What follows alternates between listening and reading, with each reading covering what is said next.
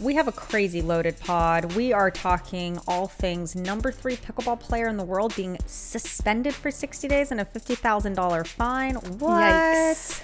We know that the Gen 3s are banned Bye-bye. from this PPA event happening right now. We're going to catch up on the APP New York and all things shuffle, the first ever shuffle. What is that? Plus, how to play with a first-time partnership. Ladies and gents, it's Pod 42. Do not spray on that glue. Ooh. And the paddle quest, it's over. New level unlocked.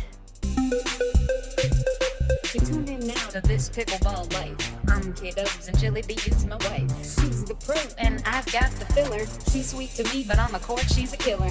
Unadulterated and efficiently bringing you the best and worst things in PB. Tell your friends and stay for another. And no one loves us more than your mother. One thing's for sure, one hit and you're addicted. Grab a pile, grab a court, don't resist it. So click subscribe, let's go, let's get cracking. Thing song done, let's go, let's get laughing. This pickleball life. All right, Kristin, we only have one topic today on In Case You Missed It. It's a big one, and I don't think anyone missed it.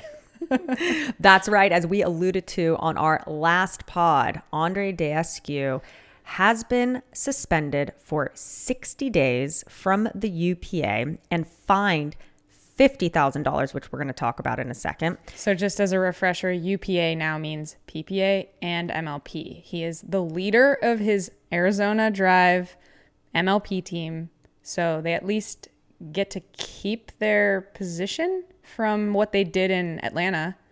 I guess that kind of makes sense because they found the illegal paddle there, so they know for a fact that he played with a legal one at Atlanta, but now for the next 2 months, he will not be on his Arizona Drive team. And what was he suspended for?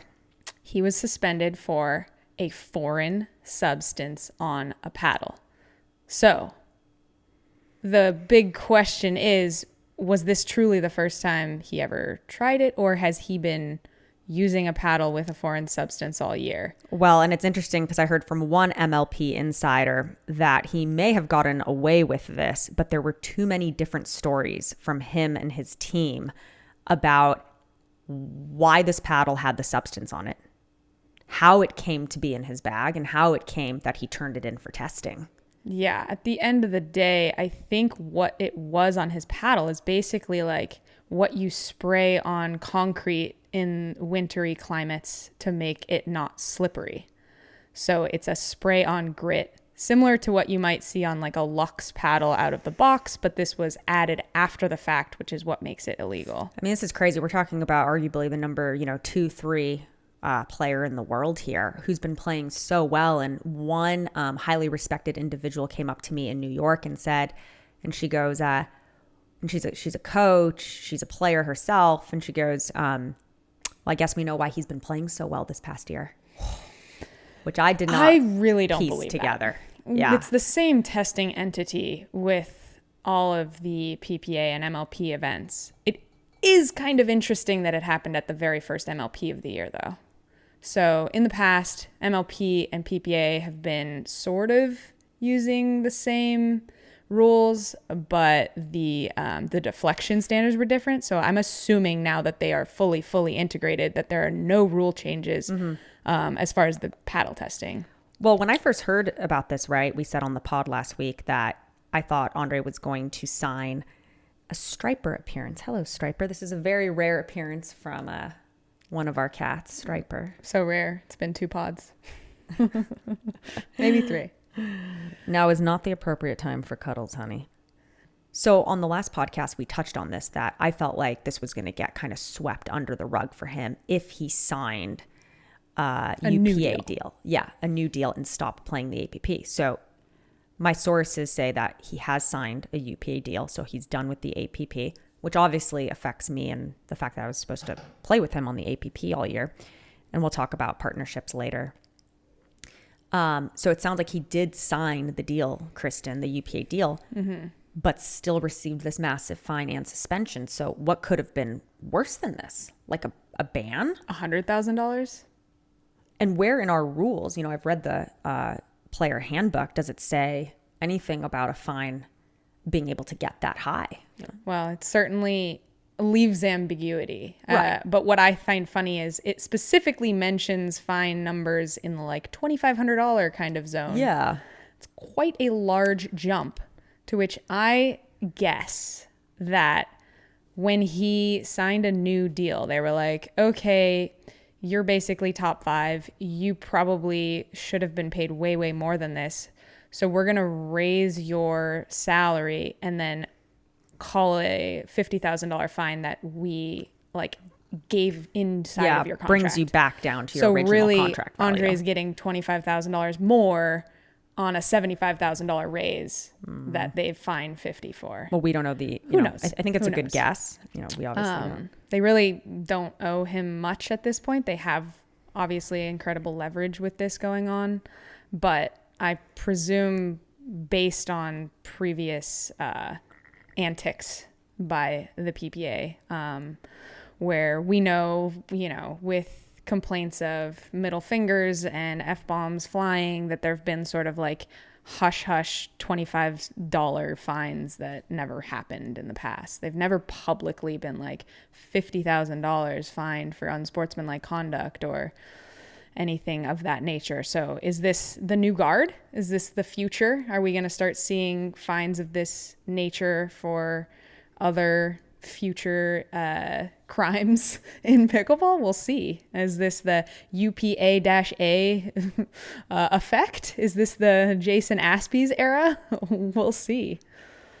What do you think? Or will it continue to be what it's been, which are rules for a select few?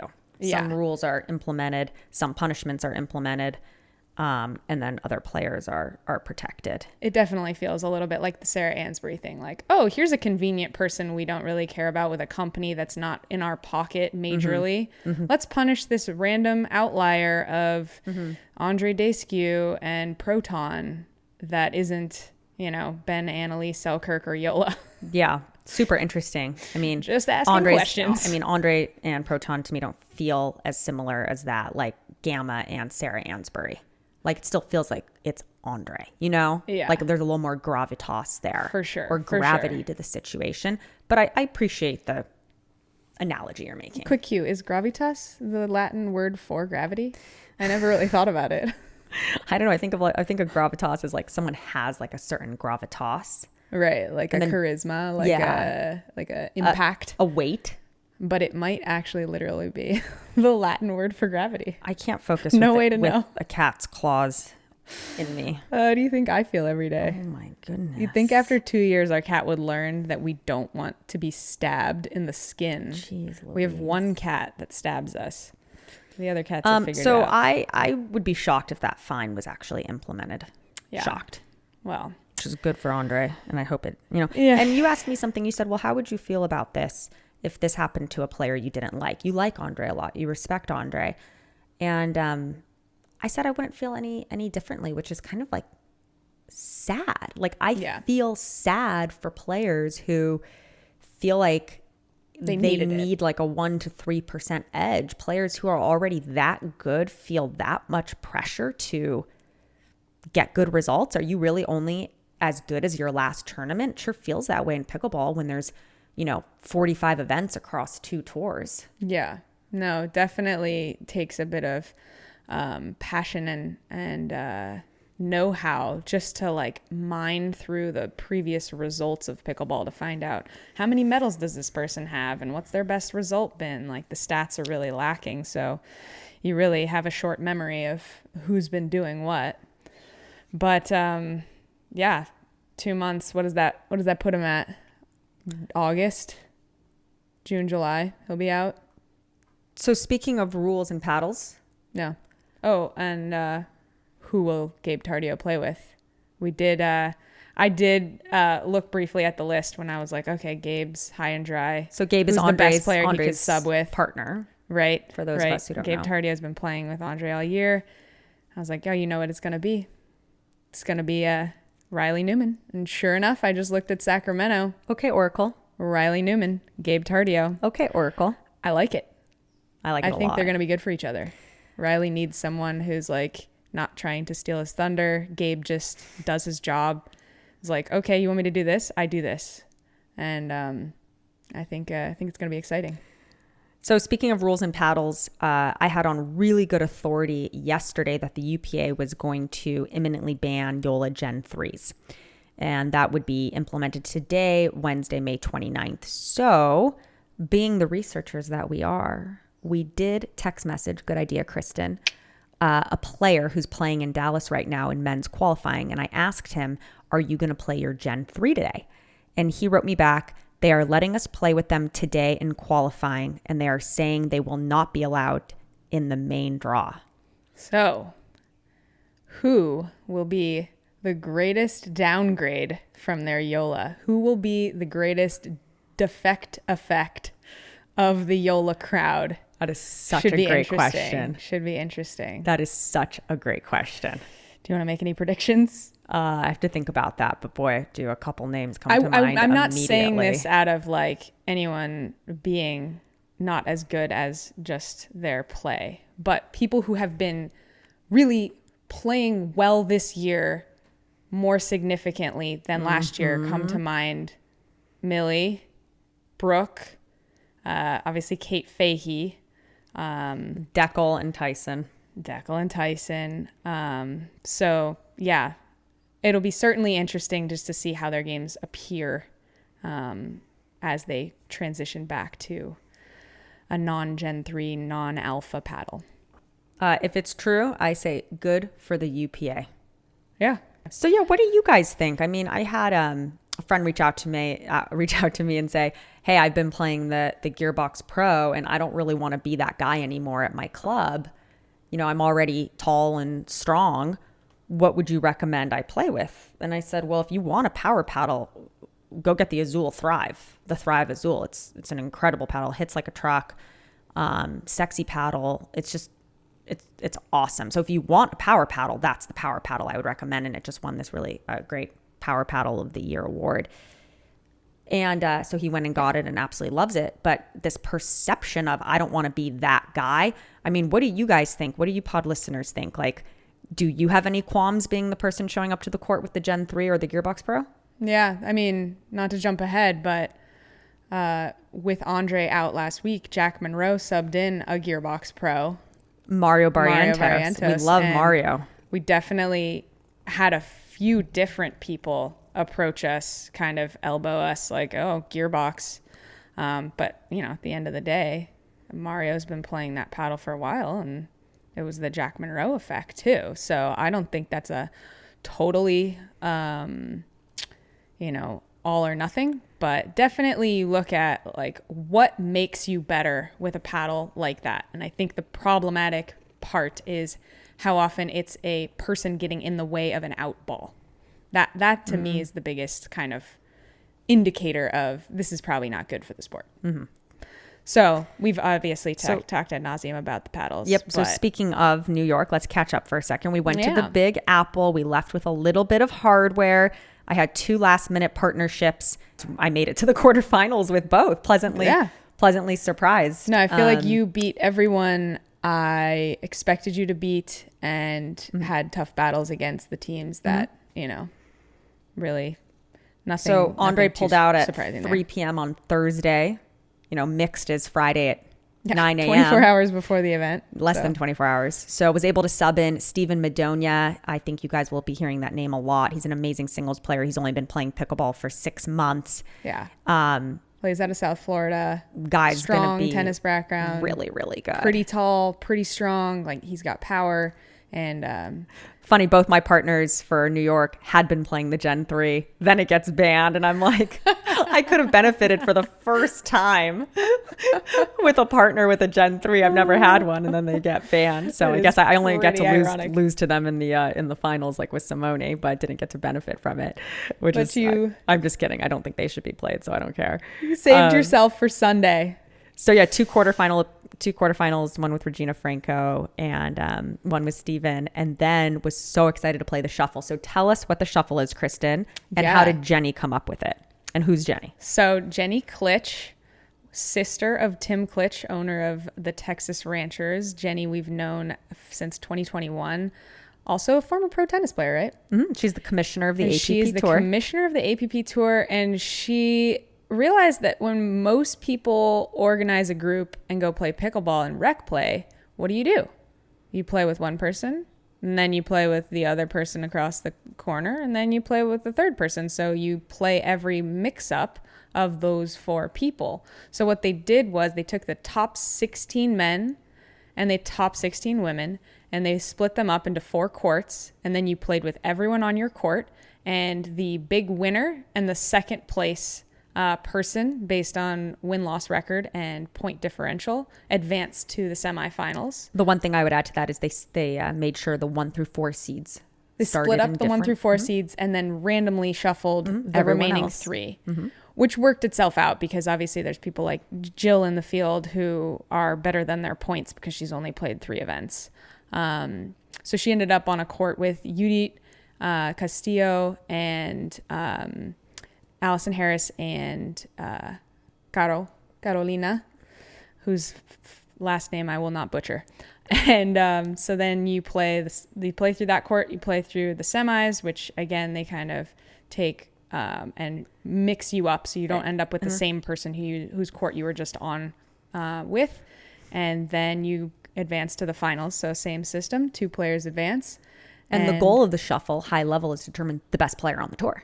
Exactly. Not just who can medal week in, week out when you have your perfect partner. Right. But who grabs the best partner. And what's funny is I never thought of it like this is going to determine the best player on the tour. I thought it's going to determine the best partner on the tour. And I was so excited for this concept. Like, this is my dream. This right? is my dream too. To be a chameleon, to bring out the best in your partner. Yeah. Do you play on the left? Do you play on the right? Like, I was lucky my first 2 pools had basically all right side girls. And I was like, oh, perfect. Like, I'll be right here on the left. No problem.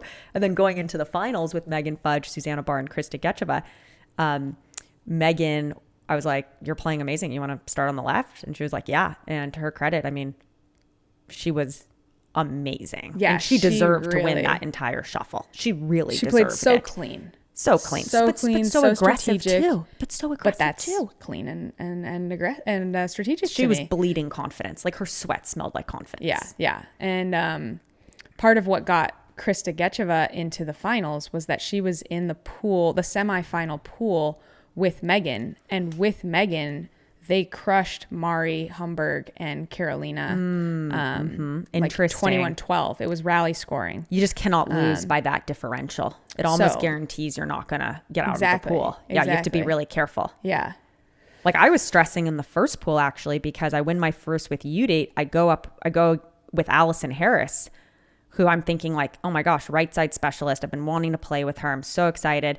And oh my gosh, we were up 19-17 and we lost 21-19. A couple unlucky let cords, but then just some wild errors. And then I go into the final game and I'm sweating. I'm like, if I don't win this game, I'm out. Yeah. Like you're really thinking about the number of points you need to win while you're playing. So it's a little bit of a mind mess. Yeah, you want to stay in the present, but also you gotta know your job. What's my cardinal rule? Like, don't think about the score. Margin. No, literally, my cardinal rule is like, don't think about the score. And the whole time you're thinking about the score because like Susanna Barr made it out of the semifinals by 1 or 2 points. Oh, right? I didn't realize it was that close. Yeah, Amanda Hendry and her were neck and neck. So in my semifinal pool, Susanna. It was like 2 points and 4 points. Yeah, like Susanna was lucky that, she and I did a really good job beating Regina and Amanda Hendry by like a good margin. Otherwise, Susanna wouldn't have gone. Yeah.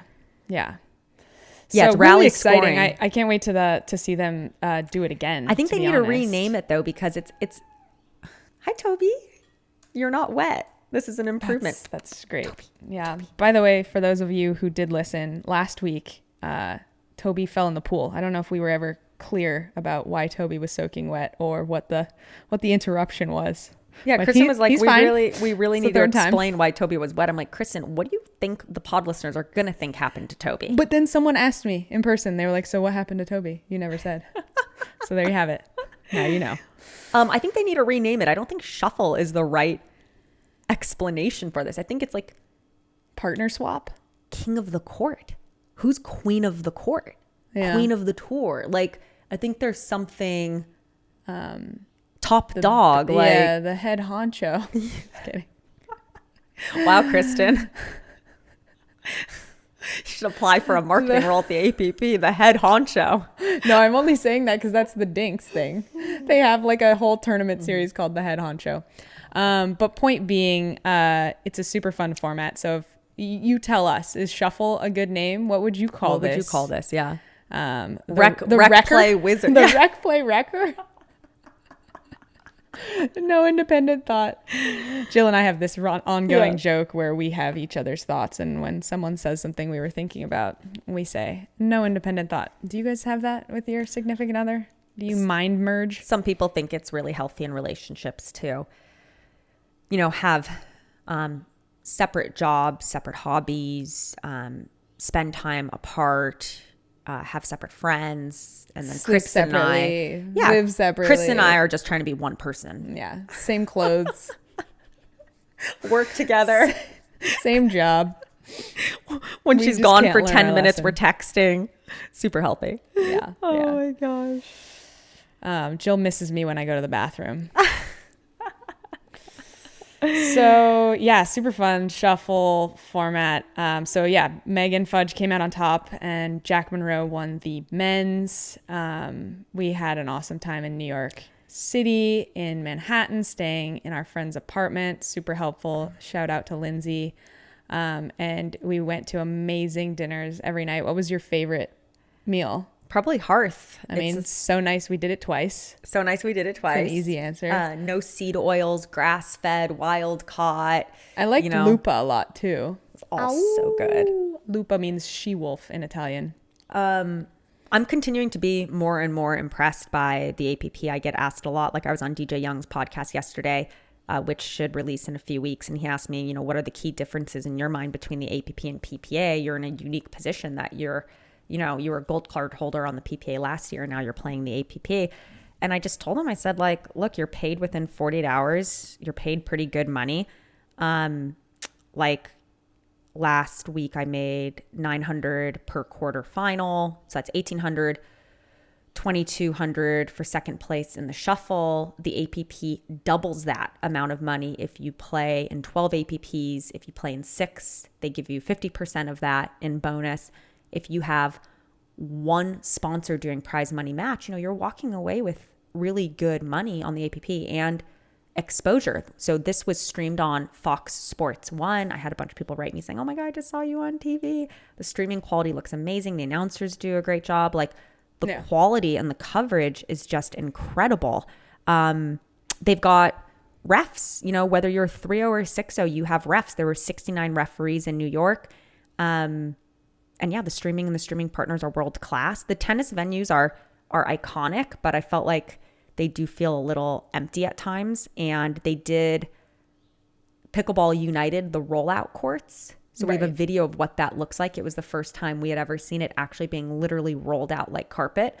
And I thought that was... Which was because they were so on top of the weather that they rolled it up one night knowing that it was going to rain in the morning, and then as soon as the rain stopped they rolled them back out, so it cut down on their dry time, which I thought was way ahead of it, especially considering that little rainstorm was kind of unforeseen. I think there were dead spots and seams, and I think it's maybe fine to do that for 80% of your courts, but to have your championship or your grandstand courts with bubbles and visible seams,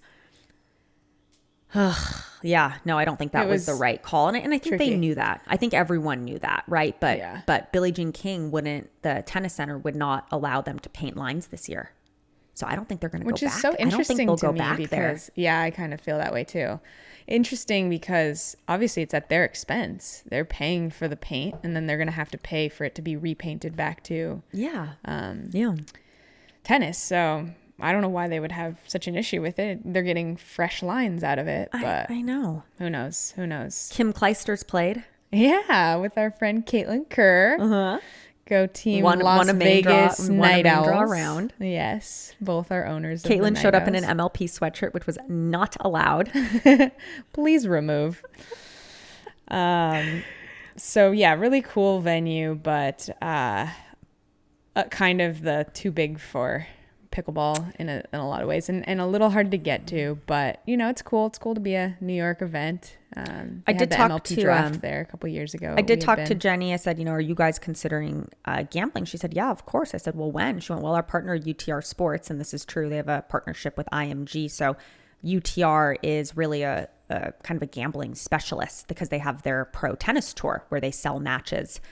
And they partner with IMG on that, like I just said. So they're going to work with, if I had to guess, probably IMG and UTR to bring gambling to the sport. And I said, well, what's kind of the holdup? And she said, drug testing and policies around that. And I really respected that. Like, the APP is very thoughtful. They are not going to rush into something. So in a lot of ways, they're just kind of the polar opposite of the PPA in terms of the mentality of, moving fast and breaking things. And I think in pickleball, money does love fast right now.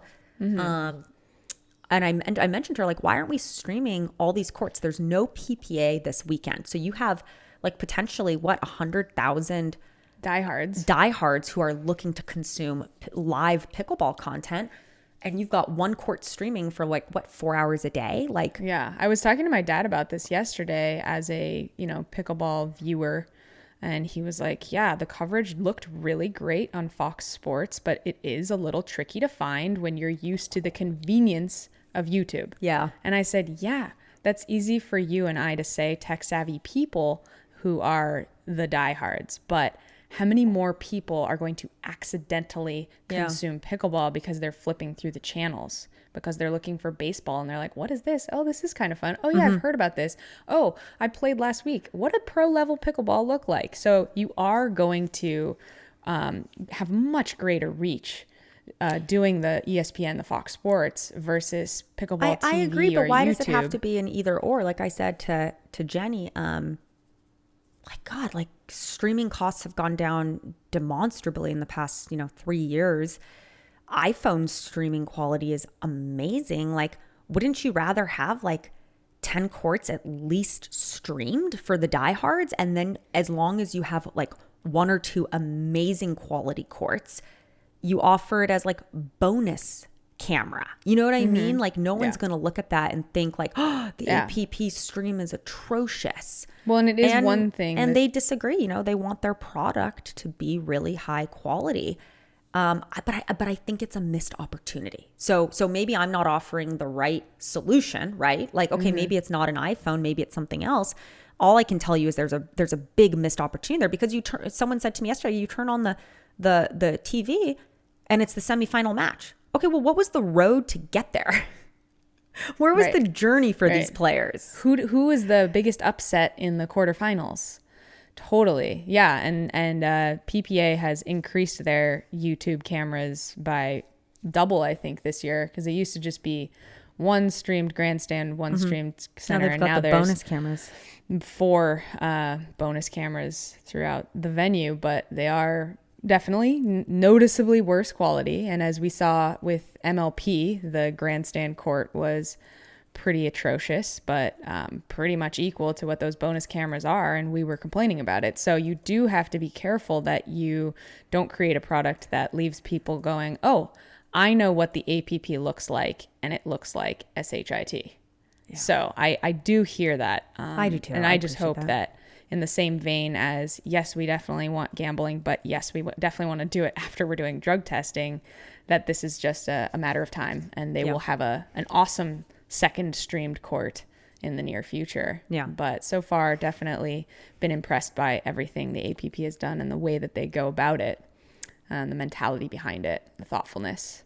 So next up, we have some new partnerships and tournaments coming up. So we have June 8th. You wouldn't be you if you didn't play with a new person every week. Well, we're going to talk about that too, because I am finding some stability. June 8th, PPA Sacramento with the rattlesnake himself, Travis Rettenmeyer. Oh my God, by the way, did you see Travis and Graham reenacting the Anna and Rachel photo shoot? It's hilarious on both accounts. It's amazing. Props to both of them for the bravery. I love it so much. And then June 26th, PPA San Clemente, my hometown. I'll be playing with none other than Jack Monroe. I feel like this Jill and Jack thing has literally been destiny in the making since I fell in love with him over a year ago when I learned there was this left-handed and right-handed, totally ambidextrous young gun in Texas. Yep. Throw it back to the waterfall. He was a waterfall champion with his dad. And, I cut him a check when I was CEO of Duper. He won the waterfall. That was overlapping the 2022 Newport MLP. This is super exciting, you guys. June 26th, that same PPA San Clemente where I'm playing with Jack, I'm going to be playing with my sister. It'll be her first ever pro tournament. So this is Natalie, aka Naki Rainey, and she is in training, you guys. She's going to be my right side queen. Destiny. She's really hard to attack. She wants to attack every single ball, which I'm totally fine with.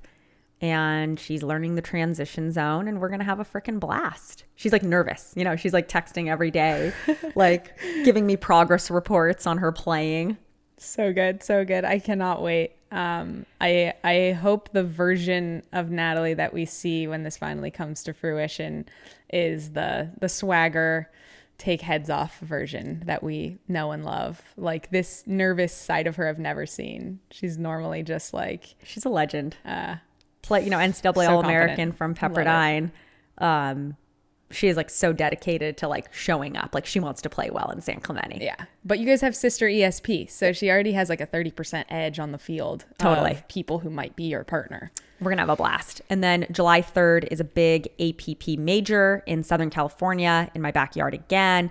And I'm playing that with Megan Fudge and Eric Onsens, a name you will very quickly start to hear more of if you haven't heard of him already. His father is kind of a legend already in senior pro. Jaime, another Brazilian. So apparently there's something in the Brazilian blood that says pickleball, because you got Simone, Jaime now his son Eric, you got Mari Humberg. And like so, I had to scramble a little bit last week knowing I was losing Andre for the year on the APP. So super happy to be playing the rest of the year a little bit with Eric, Ryler DeHart, Jack Monroe. Yeah, it's going to be really, really fun. It's going to be great. You know the biggest difference between Jack Monroe when we first met him and now? 3 inches. Yeah, shorter hair, taller body. But in case you don't know, that kid can grow a fro. It is impressive.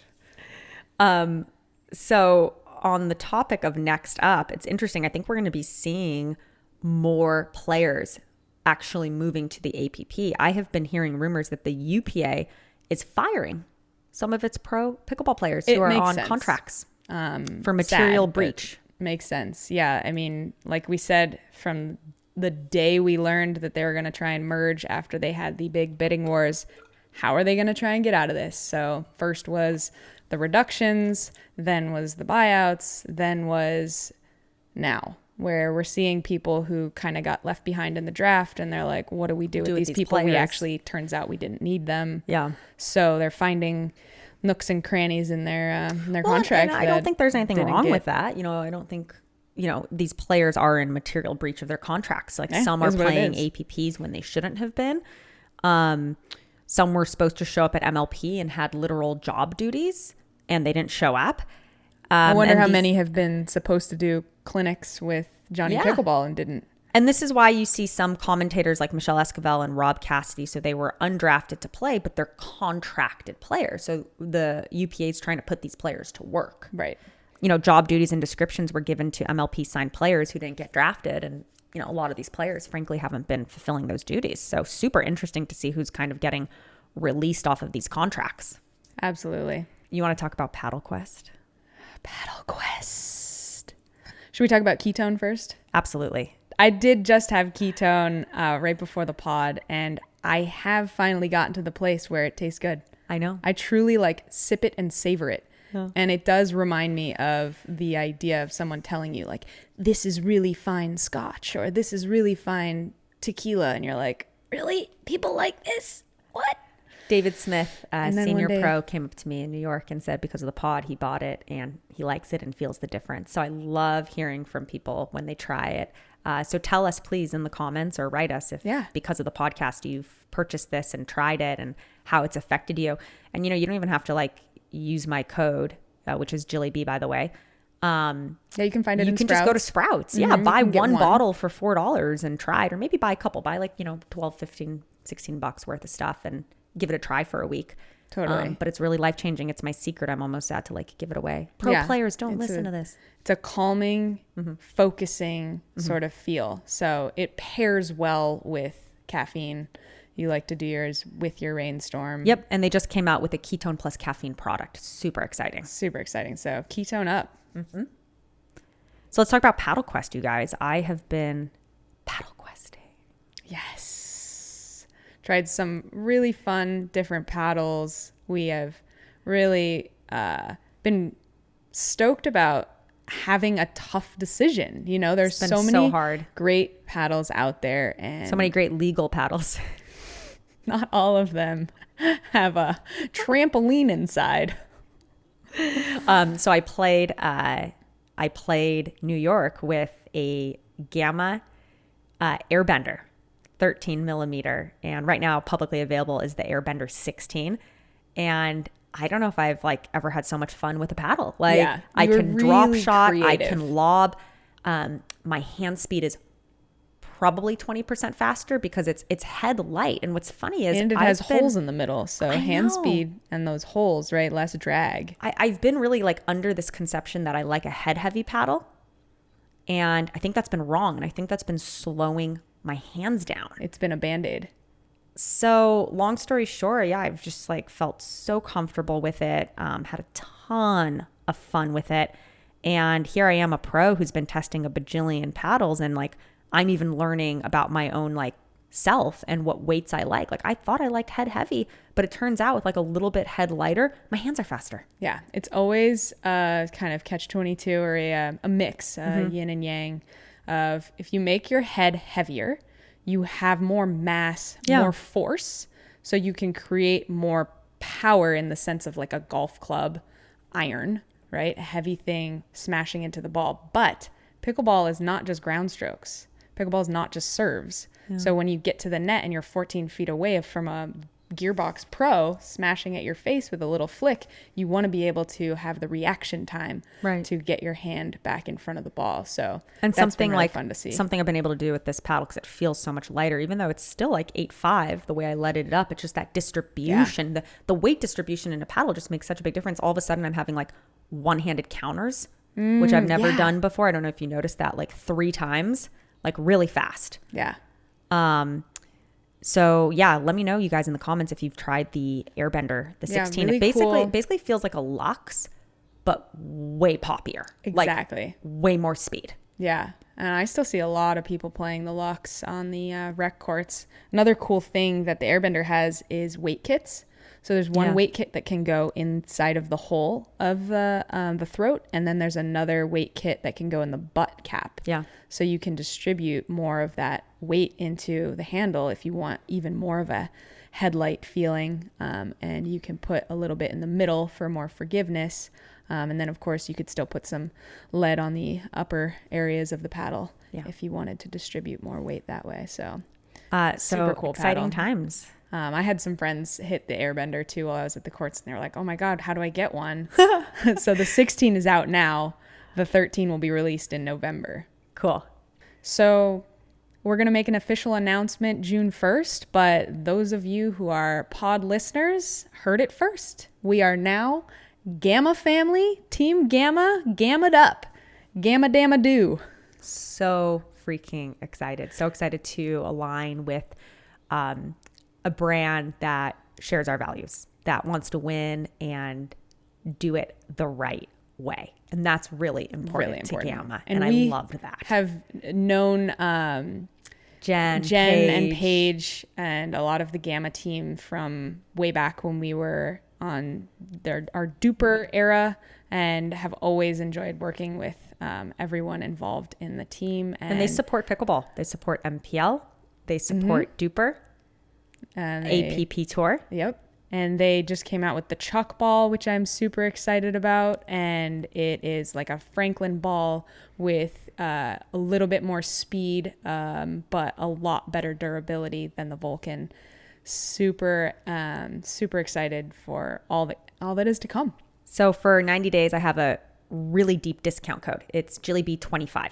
So you get 25%. So if you want to try the Airbender 16, or if you want to get some Chuck balls, or grips. Or You can maybe use you're that a foam. hellbender person. They Yeah. have some really cool Well, paddles. that's the other thing. I don't know if you knew this or not, but all of their paddles, other than the raw carbon fiber, which is just the obsidian, which is also another awesome paddle, and the airbender, other than those two models, all their paddles are made in America. Super cool. Did you know that? Yeah, I think I told you that. Oh, sounds good. But only because Brendan Long told me that. And kudos to Brendan Long, who also had a great weekend in New York. Yeah, he made it to the finals in the shuffle, I believe. He finished third. Yeah. All right, Kristin, let's talk about balls, because I'm super, super curious what our joyriders think about balls. Do you have a preferred ball? Do you even care what ball you play? Franklin unveiled a beta testing program for their new eco-friendly ball called the FS Pro Eco. Do you care if your balls are biodegradable?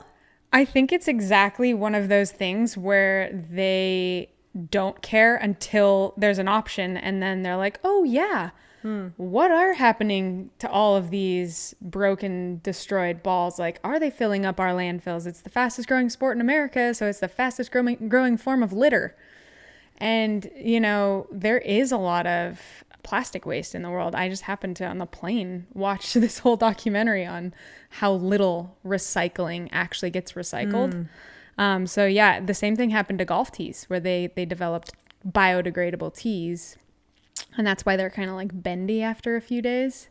They kind of start to break down early. Oh. So I wonder what the breakdown cycle is of an eco-friendly ball versus like already the balls crack after like 3 days. So it's probably fine.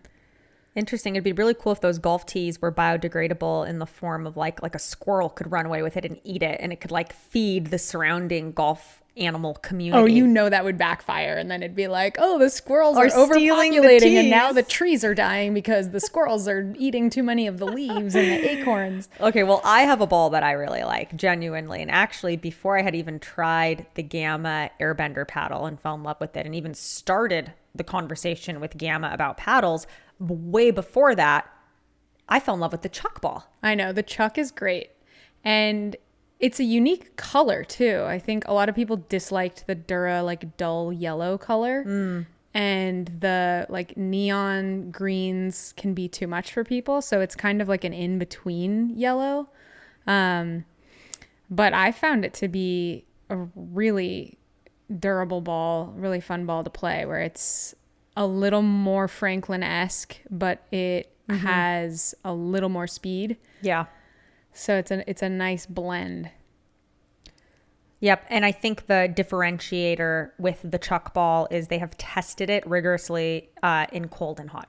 Yeah, that is the big thing. That's like the it's big fine. thing. Any like ball's the fine Franklin in in New 75 York degrees. City, right? With the humidity and 85 degrees, but it's really like 95 on the concrete court. Like that ball just plays so differently. Yeah, totally. And the cracking in the cold, that's tough. I guess we'll have to go up to Wisconsin and put it to the full test next January. So yeah, let us know. Are you a ball snob? Are you like me? Show up to the courts and it's like you have everything in your bag except A ball. a ball, like literally a ball? one ball. Do you have a ball? Like what is wrong with me? This is my job. I thought was there a ball in here? And just like digging for gold, But then I throwing everything out of your bag. No, then I come home and I'm like tripping on them. I know.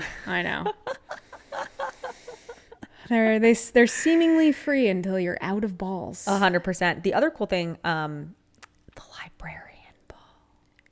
Have you guys ever used a quiet ball? There's a librarian ball from Gamma. There's other brands too with quiet balls. It's a foam ball. Yeah, I had played with a foam ball that was like a Nerf ball, and it was really heavy. And I was like, whoa, this totally changes everything. What does that feel like? I want to know. I want to try me. the librarian ball. It's like a lighter foam. So I think it does spin more. So you can do some crazy thirds and drop shots and stuff. Gamma says, despite being made of foam, it offers a true bounce, mimicking the performance of a traditional ball. Those are strong words. I want to try this. I smell a viral video coming. Yeah, no, I am definitely going to try this. And also kind of want to film a video of playing this in a library. Just saying. Totally. Yeah, but I do love the name of the Chuck ball and the librarian ball. Like, they're crushing it. Everyone else is like, VX47. Darth Vader R2D2. In the meantime, cut to the PPA where every single player is like, that was a bad bounce. That's the VB, the Vulcan bounce. Oh my God. Yeah. That's the blanket blame. It is totally the blanket blame at this point. Yeah. Well, apparently they're trying harder. So we'll be interested to see what happens with the Vulcan over the next 6 months. So there is another podcast you guys may listen to, or you may enjoy listening to. It is called 4-0 to Pro. And one of the co-hosts is my dear friend, Scott Fliegelman, and oftentimes a coach. I'll text him and be like, WTF did I do wrong in this point? How did I miss this counter? Help me. And he is amazing. And he's a co-host, Michael, who I met for the first time at New York City. And congratulations to Michael. He won his first ever senior pro main draw match. And the pod's pretty cool because it's about Michael's journey from 4-0 to pro. And he asked me a really interesting question. I kind of want to weave this question into like Dear Jilly B. He said, what advice would you give me or anyone who's playing with a first-time partner and you guys are having trouble aligning on like the winning strategy, the winning formula? Yeah, that's a really good question. And I am curious to hear your answer first, but I have some of my own ideas. Okay. Well, what I would say is, did you play right or left?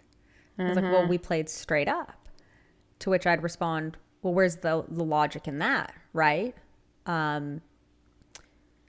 You should have like just playing straight up and being like, we're going to let the score determine where we are. Like, I think that's right. And you want to go in and feel like, how do you feel? Do you want to be on the right? Do you want to be left? Where do you feel like you're stronger? Hey, who do you think of our opponents is stronger?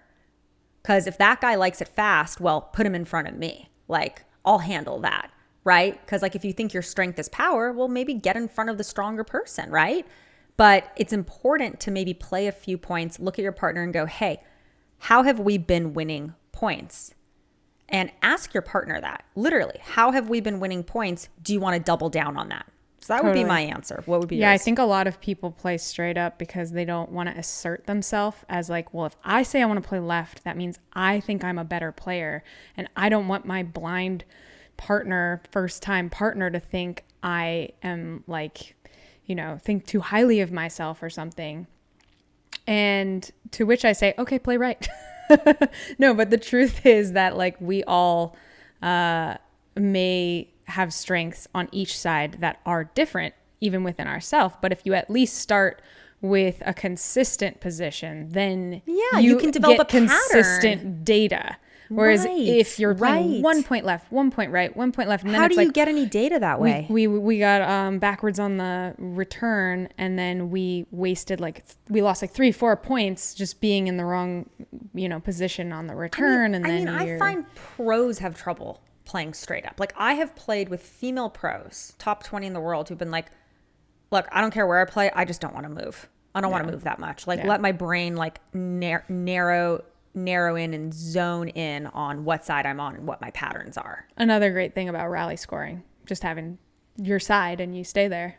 And it does bring up, though, I think there are some right side, left side misconceptions. And Gabe Tardio did the best post on Instagram about this last week. And he basically said, I play the right side in men's and I play it huge.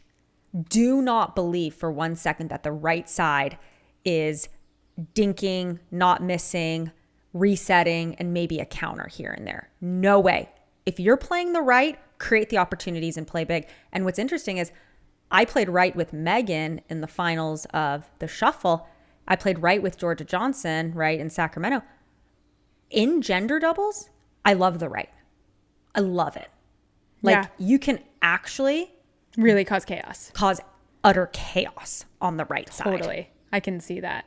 Yeah. And I think a lot of times what it comes down to is I can play left, but I would totally play right if I trust you on the left to do the job equally or better. Mm-hmm. And I think the other thing about that first time partnership is just being open and communicating effectively and shutting down the middle. I think the most confusing thing 100%. when you see first-time partnerships is Middle. Who's the middle? Middle. That is why I like to stack. Like, I stack so much more often in rec games, and people are like, I think in rec games people have this attitude of like, oh, it's just rec. I'm not taking it too seriously. I don't need to win. And it's not really about that for me. It's about confusion in the middle. Yeah.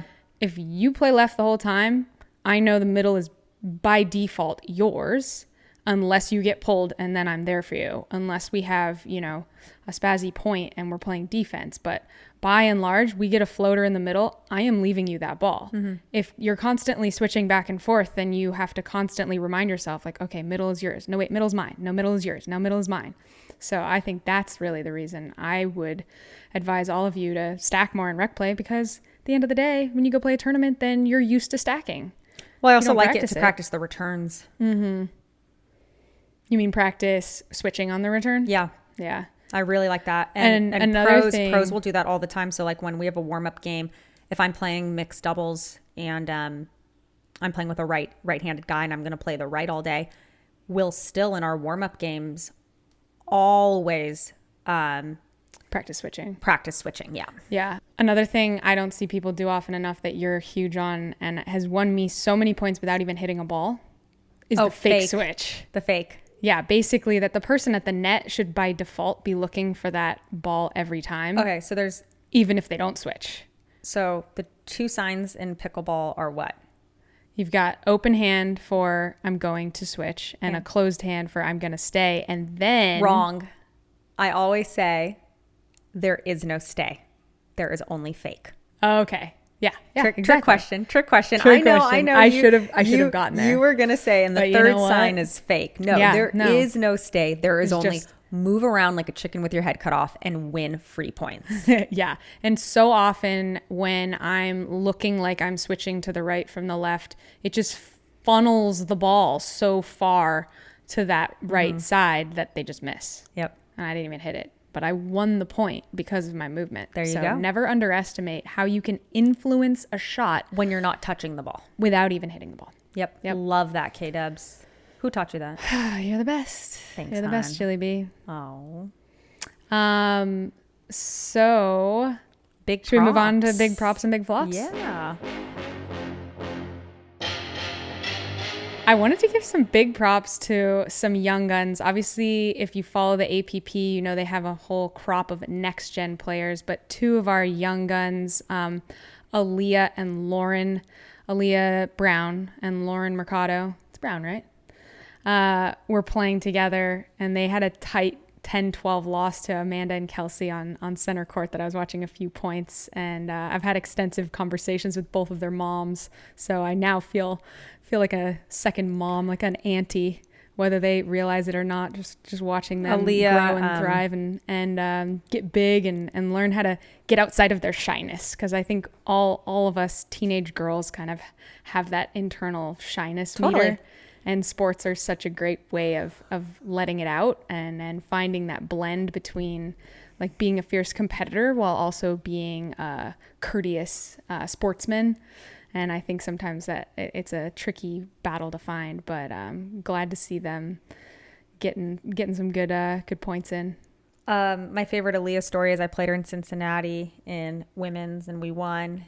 And then she came up to me a couple hours later and said, "Hey, Jill, since you beat me in doubles, would you mind giving me a pair of sweatpants? I'm really cold." And so I handed her my sweatpants that, I'm sorry, Leah, I had worn them for a little bit earlier in the day, but no harm, no foul.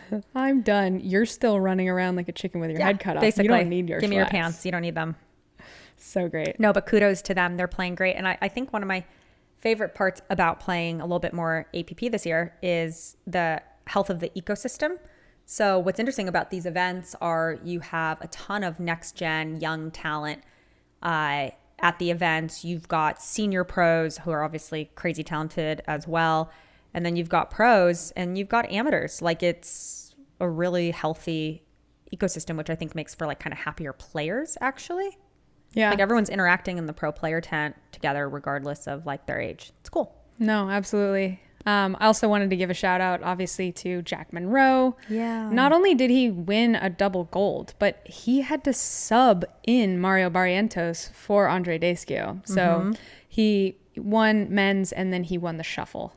So those were his double golds. And I'm looking forward to playing with Jack in Fort Lauderdale and Boca, both APPs at the end of the year. Let's go, Jack. Yeah. Also really loving Amanda Hendry, who I love her background. You know, you hear of the tennis background, the squash background. Do they have a racket sports background? She has a background in field hockey. Yeah. And she was a goalie. So when you guys were playing the shuffle, I was like, don't forget, Amanda, just play goalie. Like, stay back there, defend a ball until you like what you get, really, and then just whip in. And with that lefty middle, she whipped it behind you more times than I can count. No, she really loves that shot. The game plan on her is nothing to her forehand. She has incredible defense. I think she might hit the ball harder than any other female on the APP. That would make sense. She hits it very, very hard. Yeah, she's strong. And so huge props to Megan Fudge. You know, triple crown, but interesting triple crown, right? The 3 out of 4 crown. The 3 out of 4 crown. So she won the shuffle, she won women's doubles, and she won singles. Just massive kudos to her, doing it with a family, doing it on the road in the RV. Yeah. So fun to watch. She's such a class act, and just was, like I said, bleeding confidence this week. What a great event for her. Which just begs the next question. Who will be the first to achieve the quadruple crown? Wow. I do think they're going to bring back the shuffle. We don't know for a fact. It's not been scheduled, but I think it was a success and everyone seemed happy with it. Oh, you have 2 flops in here, Kristin. So yeah, it's like a double prop flop because I was super impressed by the APP's foresight in rolling it all up before Sunday for that blip of a rainstorm, because when they rolled it back out, they cut down on the dry time. But definitely it's not a perfect surface. I mean, we saw some, seams needing to be repaired kind of all week, and there's always the bubbling. So it's like the best of the worst kind of situation. Yeah. So I don't know. I don't know if it's something to be fixed or just like a necessary evil, but it definitely doesn't play exactly the same as a real court. And yeah, the other flop was no rainstorm. I was really dying without my rainstorm. I was dying. Megan Fudge personally found me one. I think she just bought a couple and had them. Yeah, totally. Yeah, because I was dying without it. They wanted like $5 a can to be able to sell them there, so they must have a deal with like Flushing Meadows must have a deal with another distributor who isn't related to Monster in any way. Totally. So that's what I've got for my flops. And I don't want anyone to forget or think we forgot that we have 5 more recovery hacks. And we just had so much like breaking news and pickleball news that we have put on the back burner. Probably for next week, we'll address the next top 5 recovery hacks as part of the second part of the recovery podcast. And we have some shout outs. Yes. Happy birthday to Evelyn McDougall, which was so funny because I got the email about her birthday right as we were passing McDougall Street in Manhattan. I was like, whoa, it's like McDougalls everywhere. Thanks for listening to the pod, Evelyn. Happy birthday. Yeah. And thank you to Lauren for coming and driving us back and getting us some awesome pickleball stickers. I meant in New York. Hold them up in the pod. Yeah. Check out at Flourish and Fern on Instagram. She's got some really cute printable art and greeting cards and really great stuff. So Lauren is our good friend. She picked us up in New York, drove us back into the city from Queens, and she also taught us. She's going to kill us for saying this. It's a secret. It's worked for her for years. We're going to allude to it, but we can't give the full details of this secret. But it is a fail-safe Manhattan parking secret hack pocket listing. And I watched it work in person. Okay, give us it has to do secret with what is playing on your stereo. So I'll leave it at that. So if you play this type of music on your stereo, you will within 5 minutes find a parking spot in Manhattan. Yeah, 1.5 songs. That's what it took. Wow. Okay. Well, and we have a congrats to Fergus Gould on becoming a U.S. citizen. Fergus, we knew you had it in you. We hope you don't lose any of your Aussie accent. And you're way too good for us.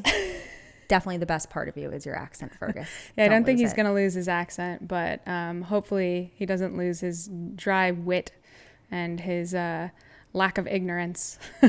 You guys, that is it. You know we love hearing from you. Email us, Dear Jilly B, how-to questions, technical questions. Send us any birthdays, celebrations, anniversaries, acknowledgements. We want to acknowledge you guys. You know we love you. I'm your girl, Jilly B. This is K-Dubs. We out. Don't forget, pickleball is joy. Don't let anyone tell you differently. This pickleball life.